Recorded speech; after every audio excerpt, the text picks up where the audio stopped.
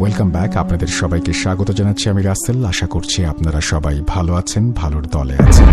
আপনারা শুনছেন 2024 সালের সেরা ঘটনা নিয়ে সেরা ভয় 2024। সেরা ভয় 2024-এর দ্বিতীয় পর্বে আজও থাকছে বছরের সেরা ঘটনাগুলো।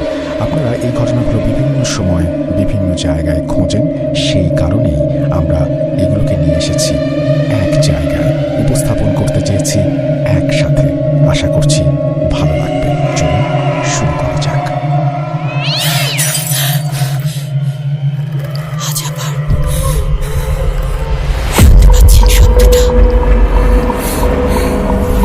ভয়ের আরেক নাম ভূত.com with রাসেল। যেভাবে লেখা আছে আমি সেভাবেই পড়ছি। আসসালামু আলাইকুম রাসেল ভাই ও প্রিয় লিসেনার, আশা করি আপনারা সবাই আল্লাহর রহমতে ভালো আছেন ও সুস্থ আছেন। আমি সিফাত। আমি বর্তমানে ভূত.com-এর একজন মডারেটর হিসেবে নিযুক্ত আছি। এই চলমান করোনা পরিস্থিতির মধ্যেও অনেক কষ্টে ঘটনা কালেক্ট করে পাঠাচ্ছি শুধুমাত্র আপনাদের একটু আনন্দ দেবার জন্য।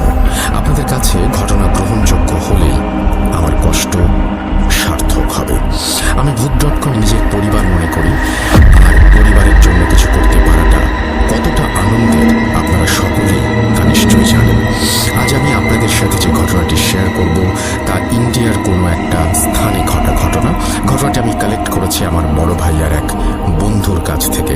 আমার বড় ভাইয়ার নাম সাকি। ভাইয়ার বন্ধুর বোনের সাথে ঘটনাটি ঘটে। আমি ভাইয়ার বন্ধুর ভাষায় ঘটনাটি শেয়ার করছি যেন আপনাদের বুঝতে সুবিধা হয়। রাসেল ভাই, ঘটনার মাঝে ভুল ত্রুটি থাকলে দয়া করে ক্ষমা সুন্দর দৃষ্টিতে দেখবেন। আমি সরাসরি ঘটনায় চলে যাচ্ছি। ঘটনার সময়কাল আজ থেকে ৮-৯ বছর আগে। আমি তখন সবেমাত্র পড়ালেখা শেষ করে নতুন চাকরিতে জয়েন করেছি। আমার বাড়িতে ছিলেন আমার বাবা, মা আর আমার ছোট বোন লিলি, ছদ্মনাম। লিলি পড়ালেখায় ছিল এতটাই ভালো যে প্রতিটি বোর্ড এক্সামে ট্যালেন্ট পুলে বৃত্তিও পায়। তার স্কুল কলেজের সকলের কাছেই সে খুব পছন্দের একটি মেয়ে ছিল। লিলি স্কুলে থাকতেই সে তার বান্ধবীদের পড়াতে পারত। তার বান্ধবীরা প্রায় দিনই আমাদের বাসায় আসতো লিলির কাছে তাদের পড়া বুঝে নিতে। লিলির ইচ্ছা ছিল সে খুব বড় একজন ডাক্তার হবে। আমার বাবা মাও লিলিকে নিয়ে অনেক আশায় ছিলেন, কেননা লিলির মেধা কোনো সাধারণ মানুষের মতো ছিল না। লেখাপড়ায় খুব ভালো হবার পাশাপাশি খুব শান্ত স্বভাবের মেয়ে ছিল লিলি। আমার পরিবারের সকলেই তাকে অনেক বেশি আদর করত। আমার ছোট মামাও তাদের মধ্যেই একজন ছিলেন। আমার মামা লিলিকে নিজের মেয়ের মতো দেখতেন। আমার মামার বিয়ে হয়েছিল প্রায় 12-13 বছর আগে, কিন্তু ওনাদের কোনো সন্তান ছিল না। লিলিকে তাই তারা অনেক বেশি আদর করতেন। আমার মামা মামি আমাকেও আদর করতেন, কিন্তু লিলির প্রতি তাদের আদরের পরিমাণটা ছিল একটু বেশি। প্রতি ঈদেই তারা লিলির জন্য নানা রকমের উপহার পাঠাতেন। ঈদ বা কোনো উৎসব ছাড়াও তারা প্রায় সময় আমার আর লিলির জন্য অনেক কিছুই পাঠাতেন, কিন্তু লিলির জন্য স্পেশালভাবে আরো অনেক কিছু পাঠাতেন।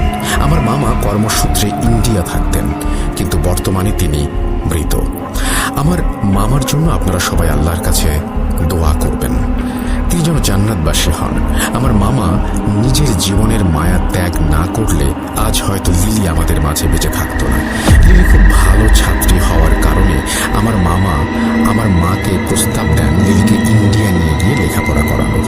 আমার মা একমাত্র মেয়েকে এত দূরে পাঠাতে কিছুতেই রাজি ছিলেন না। আমার মাকে আমি আর আমার বাবা দুজনে মিলে অনেকে বুঝিয়ে রাজি করাই, কেননা এমন সুযোগ সবার ভাগ্যে জোটে না, আর সুযোগ পেলে তা ছেড়ে দেয়া বোকামি ছাড়া আর কিছুই নয়। লিলি ইন্ডিয়া যাবার জন্য এক কথায় রাজি ছিল, কারণ দেশের বাইরে যাবার মতো সুযোগ আমার মামা ছাড়া আমার পরিবারের আর কারোরই হয়ে ওঠেনি। আমার মামা মামি আমার মাকে বলেন তারা লিলিকে নিজের মেয়ের মতো করে রাখবেন আর তার যত্নের কোনো ত্রুটি হতে দেবেন না। আমার মা মন থেকে মেনে না নিলেও তাকে সবার জন্য লিলিকে ইন্ডিয়া পাঠানোর জন্য রাজি হতে হয়।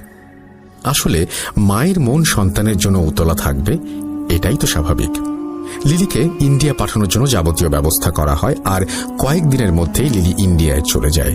লিলি চলে গেলে বাসাটা ফাঁকা ফাঁকা লাগতো। আমি প্রতিদিন তাকে তাকে ফোন দিয়ে তার খোঁজ নিতাম। লিলি সেখানে এক মেডিকেলে কোচিংয়ে ভর্তি হয়।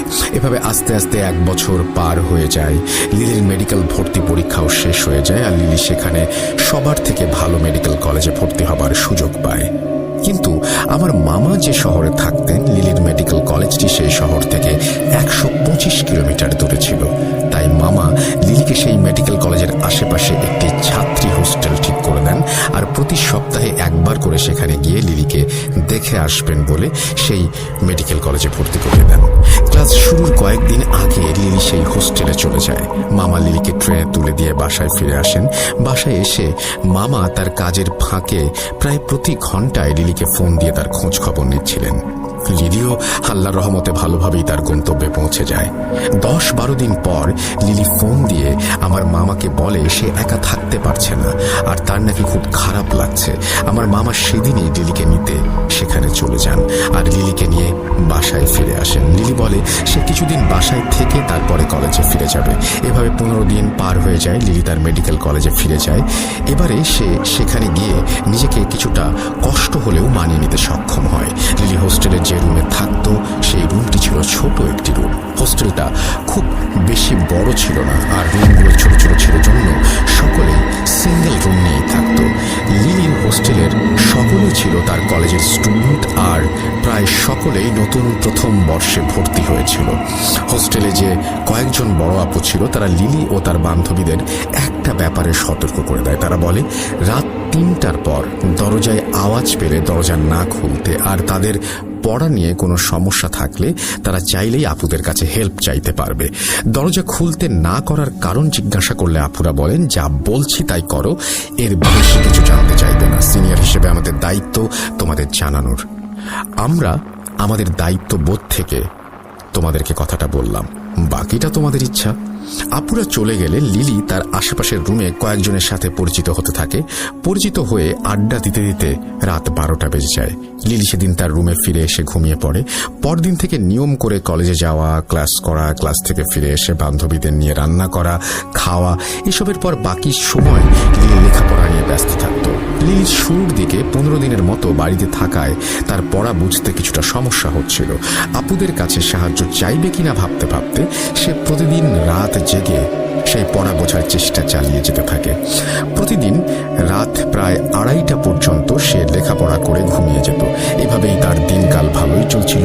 দেখতে দেখতে তার পরীক্ষার সময় নিকটে চলে আসে বিধায় সে রাত প্রায় 3:30টা পর্যন্ত লেখাপড়া শুরু করে। এভাবে একদিন একটা টপিক সে বোঝার চেষ্টা করতে করতে রাত প্রায় 3টা বেজে যায়। 3:15 দিকে তার দরজায় 3বার নক করে কেউ। লিলি বিরক্ত হয়ে দরজা খুলে দেখে একটি মেয়ে দাঁড়িয়ে আছে।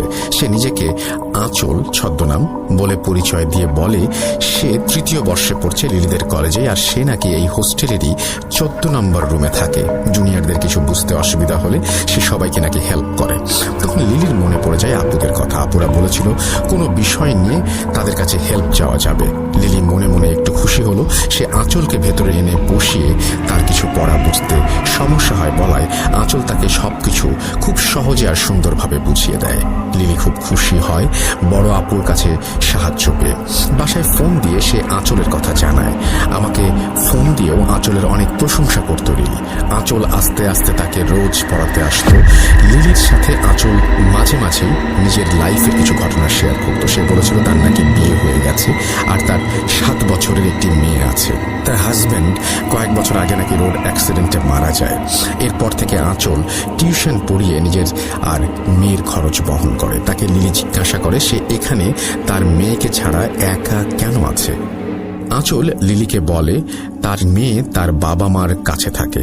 এভাবেই তারা নিজেদের সুখ দুঃখের কথা একে অপরের সাথে শেয়ার করত। আস্তে আস্তে লিলির সাথে আঁচলের অনেক ভালো সম্পর্ক তৈরি হয়। লিলি অনেকটাই আঁচলের ওপর নির্ভরশীল হয়ে পড়ে। কিছুদিন পর কলেজে এক আপুর সাথে বসে লিলি কিছু পড়া বুঝে নিচ্ছিল। সে দেখে দূরে আঁচল দাঁড়িয়ে তার কিছুটা অভিমান নিয়ে তার দিকে তাকিয়ে আছে। লিলির বিষয়টা খারাপ লাগে। তখনই সেখান থেকে উঠে হোস্টেলে চলে আসে। সেদিন রাতে আঁচল আর লিলির কাছে আসেনি। লিলি ভেবেছিল আঁচল হয়তো রাগ করেছে তাই আসেনি। সে একবার আঁচলের রুমে গিয়ে তার সাথে কথা বলবে ভেবে 14 নম্বর রুমের সামনে গিয়ে দেখে রুমে তালা দেয়া। অনেক রাত হওয়ায় সে আরও কারো কাছে কিছু জিজ্ঞাসা করার সুযোগ পায়নি। পরের দিন সকালে আঁচলকে সে কলেজের ক্যান্টিনের একটি চেয়ারে বসে থাকতে দেখে তার কাছে গিয়ে গত রাতে কেন আসেনি বা কেন রুমে ছিল না সেটা জানতে চায়। আঁচল মুচকি হেসে বলে তার মেয়ের জন্মদিন, সেজন্য সে বাড়ি গিয়েছিল, তাই সে আসতে পারেনি। লিলি আঁচলকে আজ আসতে বলে কেননা তার পরীক্ষার জন্য কিছু পড়া বাকি ছিল যা বুঝতে তার সমস্যা হচ্ছিল। আঁচল তাকে আসবে জানিয়ে তার ক্লাসে দেরি হয়ে যাচ্ছে বলে ক্লাসে চলে যায়। লিলিও ক্লাসে যাবার জন্য চেয়ার থেকে উঠে দাঁড়াতেই দেখে তার কয়েকজন বান্ধবী তার কাছ থেকে কিছুটা পেছনে দাঁড়িয়ে আছে। লিলিকে তারা মজা করে বলতে থাকে সে কার সাথে কথা বলছিল। লিলি উত্তরে বলে সে আঁচল আপুর সাথে কথা বলছিল। এই কথা শুনে তার বান্ধবীরা হাসতে থাকে। তারা বলে কানে ইয়ারফোন লাগিয়ে একা একা এখানে বসে সে আপুর সাথে কথা বলছিল, এইটা তারা মানতে নারাজ। লিলি মনে করে তার বান্ধবীরা তার সাথে মজা করছে, তাই সেও হাসাহাসি করতে করতে ক্লাসে চলে যায়। ক্লাস করে রুমে ফিরে আসে লিলি। সেদিন রাতে আঁচল তাকে পড়াতে আসে। আঁচলকে তার প্রতি কিছুটা বিরক্ত দেখাচ্ছিল। লিলি কারণ জানতে চাইলে আঁচল বলে সে কেন আরেকজনের কাছে তার সমস্যা নিয়ে গেছে আর কেনই বা লিলি তার বান্ধবীদের কাছে আঁচলের কথা বলেছে। লিলিকে সে বলে তার বান্ধবীদের সাথে না মিশতে আর অন্য কারো কাছে হেল্প না চাইতে। লিলি কিছুটা অবাক হলেও সে তার কথা মেনে নেয়, কেননা সে বাড়ি থেকে এত দূর এসেছে শুধুমাত্র লেখাপড়ার জন্য। লিলি আরও খেয়াল করতে থাকে আঁচল যখনই তার রুমে আসতো তখনই রুমের তাপমাত্রা কমে যেত আর খুব হালকা একটা বাজে গন্ধ তার নাকে ভেসে আসতো। সে আঁচলকে জিজ্ঞাসা করলে আঁচল বলতো সে কোনো গন্ধই পাচ্ছে না। লিলি মনের ভুল ভেবে ব্যাপারটাকে পাত্তা দেয়নি। কিছুদিন পর আঁচল এসে বলে সে 4 দিনের জন্য বাড়িতে যাবে কারণ তার মেয়ে কিছুটা অসুস্থ। লিলি আঁচলকে তার ফোন নাম্বার দিতে বললে আঁচল জানায় সে ফোন ব্যবহার করে না আর তাকে চিন্তা করতে মানা করে, কেননা সে ঠিক 4 দিন পরই নাকি ফিরে আসবে। লিলির পরীক্ষা থাকায় আঁচল তাকে গুরুত্বপূর্ণ কিছু টপিক পড়ার জন্য বলে যায়। লিলি পরের দিন পরীক্ষার হলে গিয়ে দেখে আঁচল তাকে যা যা পড়তে বলেছিল হুবহু তাই পরীক্ষা এসেছে। লিলি এসব দেখে অনেক বেশি খুশি হয় আর পরীক্ষা দিয়ে রুমে চলে আসে। এভাবে 4 দিন পার হয়ে 5ম দিন লিলি আঁচলের জন্য অপেক্ষা করতে থাকে, কিন্তু আঁচল ফিরে আসে না। পরের দিন ক্লাস হলে আঁচল এসেছে কিনা দেখার জন্য লিলি 14 নম্বর রুমের সামনে যায় আর গিয়ে দেখে রুমের তালা ঝুলছে। আঁচলের রুমের সামনে লিলিকে দেখে এক বড় আপু এসে তাকে জিজ্ঞাসা করে সে এই রুমের সামনে কেন দাঁড়িয়ে আছে। লিলি তাকে জানায় সে আঁচল আপুকে খুঁজতে এসেছে। এই কথা শুনে লিলির সাথে থাকা বড় আপুর মুখের রং উড়ে যায়। সে দ্রুত লিলিকে নিয়ে তার রুমে এসে তাকে তার ফোন থেকে একটি মেয়ের ছবি বের করে দেখায়। ছবি দেখিয়ে তাকে জিজ্ঞাসা করে ছবির এই মেয়েকে কি সে খুঁজছে। লিলি ছবি দেখে ছবির মেয়েটিকে চিনতে পারে, কেননা ছবিটি ছিল আঁচলের। লিলির সাথে থাকা আপু তখন আরেক আপুকে ফোন দিয়ে এনে লিলিকে জিজ্ঞাসা করে কখনো কি রাত 3টার পর লিলির দরজার সামনে এসে কেউ নক করেছিল কিনা। লিলি সম্মতি দিলে তারা লিলিকে আতঙ্ক নিয়ে জিজ্ঞাসা করে সে রুমের দরজা খুলেছে কিনা। লিলি পুনরায় সম্মতি দিলে দুজন আপু ভয়ে একে অপরের দিকে তাকিয়ে থাকে।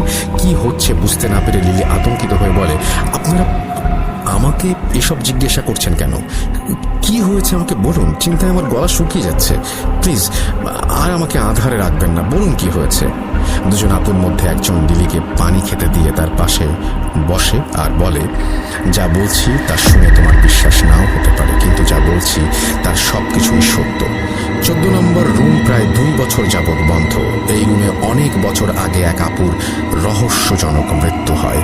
এরপর অনেক দিন এই রুম বন্ধ ছিল। কয়েক বছর পর এক আপু আসেন যার নাম ছিল আঁচল।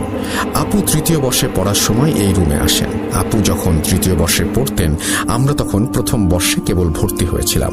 আপু খুব ভালো মানুষ ছিলেন। তিনি টিউশন করাতেন আর মাঝে মাঝে আমাদের রাতে পড়াতেন, কিন্তু কয়েকদিন পর হঠাৎ কোনো এক কারণ ছাড়াই তিনি সুইসাইড করেন। এরপর থেকে নতুন কেউ এই হোস্টেলে এলে রাত 3টার পর অনেকেই দরজায় নক শুনতে পেত। নক শুনতে পেয়ে এই হোস্টেলের 2 জন দরজা খুলে দেখে এক আপু তার দরজার সামনে দাঁড়িয়ে আছে আর কোনো সাহায্য লাগলে তাকে জানাতে বলে। যে 2 জন দরজা খুলেছে তাদের কেউ আর বেঁচে নেই। সেজন্যই তোমাদের মানা করেছিলাম রাত 3টার পরে দরজা না খুলতে। হোস্টেল কর্তৃপক্ষ নিষেধ থাকায় আমরা তোমাদের এসব জানাইনি, কিন্তু সাবধান করেছিলাম তোমাদেরকে। তুমি যত দ্রুত সম্ভব বাসায় চলে যাও, এখানে থাকলে কি হবে আমরা কিছু বলতে পারছি না। এই কথা শুনে লিলির পায়ের নিচ থেকে মাটি সরে যায়। চোখের সামনে যেন নেমে আসে অমাবস্যার কালো অন্ধকার, তার জীবনের আলোকে গ্রাস করে নিচ্ছে সেই আধার। লিলি ভয়ে সেখান থেকে রুমে এসে তার মামাকে ফোন দিয়ে এসব জানায়। লিলি যখন মামাকে ফোন দেয় তখন বিকেল 5টার একটু বেশি বেজেছিল। মামা লিলিকে ভয় না পেয়ে সব গুছিয়ে নিতে বলেন আর বলেন তিনি দ্রুত এসে লিলিকে নিয়ে যাবেন। লিলি প্রচন্ড ভয়ে তার জিনিসপত্র গুছাতে থাকে। কিছুক্ষণ পর মাগরিবের সময় হয়ে যায়, নেমে আসে কালো অন্ধকার। লিলি সব গুছাতে গুছাতে হঠাৎ তার দরজায় নক আসে। সে দরজার ছোট অংশ দিয়ে তাকিয়ে দেখে আঁচল দাঁড়িয়ে আছে দরজার সামনে। লিলি প্রচন্ড ভয়ে একরকম বোবা হয়ে যায় আর অনেক চেষ্টা করেও কোনো আওয়াজ করতে পারছিল না। এমন সময় তার রুমের লাইট নিভে যায়। সে ভয়ে রুমের এক কোণায় জড়সড় হয়ে বসে আল্লাহকে ডাকছিল। এমন সময় সে শুনতে পায় তার কানের কাছে এসে কেউ ফিসফিস করে বলছে, কি হলো, আজ পড়বে না? আমি তোমাকে পড়াতে এসেছি। লিলি এইসব নিতে না পেরে এক সময় সেন্সলেস হয়ে যায়। তার জ্ঞান ফিরলে সে দেখে তার রুমে কোনো আলো নেই। সে হাতড়ে হাতড়ে উঠে দাঁড়ানোর চেষ্টা করতে থাকে আর তার হাত কিছু একটা সাথে গিয়ে লাগে।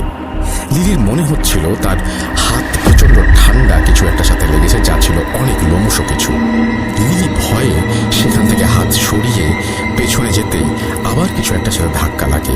লিলি হাত দিয়ে দেখে তার হাত কিছু একটার মুখের মধ্যে লেগে আছে আর তার হাতে আঠালো কিছু একটা লেগে আছে।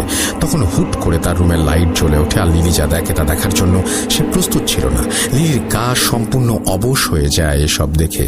লিলি দেখে তার হাতে তাজা রক্ত লেগে আছে আর দুইটি মানুষের মতো কিছু, যাদের গায়ে মেয়েদের মতো কাপড় পরা, এবং তাদের মধ্যে একজনের মাথা ঘোড়ার মাথার মতো আর অন্যজনের মাথা কুকুরের মতো। তারা দুজনে লিলির হাতে থাকা রক্ত চেটে চেটে খাচ্ছে আর তাদের চোখ দিয়ে যেন আগুন বের হচ্ছে। তাদের চোখের দিকে তাকিয়ে লিলি সম্মোহিত হয়ে যায় আর চেয়ারে দাঁড়িয়ে তার রুমে থাকা ফ্যানের সাথে ওড়না পেঁচিয়ে সুইসাইড করতে যায়। তার অবস্থা এমন ছিল যেন সে নিজের আয়ত্তের অনেক বাইরে চলে গেছে, নিজের ওপরে থাকা সব ক্ষমতা যেন হারিয়ে ফেলেছে। লিলি গলায় ওড়না পেঁচাতে যাবে এমন সময় তার কানে মামার কণ্ঠ ভেসে আসতেই সে যেন নিজের প্রতি সকল কন্ট্রোল ফিরে পায় আর এক দৌড়ে দরজা খুলে দেয়। মামা রুমে প্রবেশ করে দুইটি অবয়বকে দেখতে পান। মামা রুমে প্রবেশ করার সাথে সাথে রুমের দরজা বন্ধ হয়ে যায় আর কিছুক্ষণ পর আবার রুমের আলো নিভে যায়। লিলি ও মামা দুজনেই শুনতে পায় তাদের কানে কেউ ফিসফিস করে বলছে, লাভ নেই, লাভ নেই। মামা কাঁদতে কাঁদতে বলেন, না, আমার মেয়েকে নিও না, আমার মেয়েকে মেরো না, অনেক ছোট, আমার জীবন নিয়ে নাও, দরকার হলে আমাকে নাও, আমার মেয়েকে ছেড়ে দাও। আমার নিজের সন্তান নেই, এই মেয়েই আমার সবকিছু। ওর কিছু হলে আমি আর আমার স্ত্রী এমনিতেই মরে যাব। এর থেকে আমাকে মেরে আমার মেয়েকে যেতে দাও, দয়া করে আমার মেয়েকে তোমরা মেরো না। মামার কথা শেষ হতে না হতেই প্রচন্ড শব্দে দরজা খুলে যায় আর কেউ যেন লিলিকে দরজার বাইরে ছুঁড়ে ফেলে দেয়। আবার দরজা বন্ধ হয়ে যায়। লিলি ব্যথায় চিৎকার করতে থাকে। হোস্টেলে উপস্থিত সকলে লিলির রুমের সামনে এসে দেখে লিলি পড়ে আছে দরজার সামনে আর লিলির রুম থেকে আমার মামার আর্তচিৎকার ভেসে আসছে। কিছুক্ষণ পর সব থেমে যায় আর রুমের দরজা আপনা আপনি খুলে যায়। রুমে প্রবেশ করে সকলে দেখে আমার মামার গলায় লিলির ওড়না পেঁচানো। কেউ ওড়না পেঁচিয়ে অনেক জোরে টান দিয়ে আমার মামাকে মেরেছে। আমার মামার চোখ প্রায় বের হয়ে গিয়েছিল, তার চোখ দিয়ে রক্ত পড়ছিল আর জবাই করা পশুর মতো জিভ বের হয়েছিল। সেদিন হোস্টেলের স্টাফদের সাহায্যে মামার লাশ বাসায় পাঠিয়ে দেওয়া হয় আর লিলিকে তার নিজের মেডিকেল কলেজে ভর্তি করা হয়। অনেক সাক্ষী থাকায় কোনো পুলিশ কেস হয়নি। পুলিশ এসে সবার কাছ থেকে স্টেটমেন্ট নিয়ে চলে যায়। কিছুটা সুস্থ হলে লিলি বাংলাদেশে ফিরে আসে। আমার মামি বর্তমানে আমাদের সাথে থাকেন। লিলি তার বাকি পড়াশোনা বাংলাদেশেই শেষ করে আর ডাক্তারি পাশ করে বর্তমানে অস্ট্রেলিয়ায় তার স্বামী সন্তান নিয়ে আছে। কিন্তু সেই ঘটনা সে আজও ভুলতে পারেনি। এখনো মাঝে মাঝে আমার মামাকে স্বপ্নে সেদিনের অবস্থায় দেখে সে চিৎকার দিয়ে ওঠে। আমি ও আমার পরিবার আমার মামার প্রতি চরম কৃতজ্ঞ, কেননা আমার আদরের ছোট বোন আমার মামার জন্যই আজ পৃথিবীর আলো বাতাস উপভোগ করছে। এই বলে আমার ভাইয়ার বন্ধু তার বোনের সাথে ঘটা ঘটনাটি শেষ করেন। ঘটনাটি বাস্তব জীবনে ঘটে যাওয়া একটি ঘটনা। ঘটনাটি লিসেনারদের কাছে কেমন লেগেছে জানাবেন, আমি জানি না, কিন্তু কিন্তু যার সাথে ঘটনা ঘটছে তার জায়গায় নিজেকে একবার রেখেই দেখুন কেমন লাগে। রাসেল ভাই, এই ছিল আমার ঘটনা। সবশেষে লিসনারদের কাছে আমার একটাই অনুরোধ, আর তা হলো দয়া করে সবাই স্বাস্থ্যবিধি মেনে চলুন। আমরা এই পৃথিবীকে আর মৃত্যুপুরী হিসেবে দেখতে চাই না, আমরা আবার আমাদের আগের পৃথিবী ফিরে পেতে চাই। অনেক ধন্যবাদ কষ্ট করে ইমেলটি পড়ার জন্য। আমি সিফাত আবারও ফিরে আসবো নতুন কোনো ঘটনা নিয়ে আপনাদের কাছে। আসসালামু আলাইকুম রাসেল ভাই ও প্রিয় লিসেনার।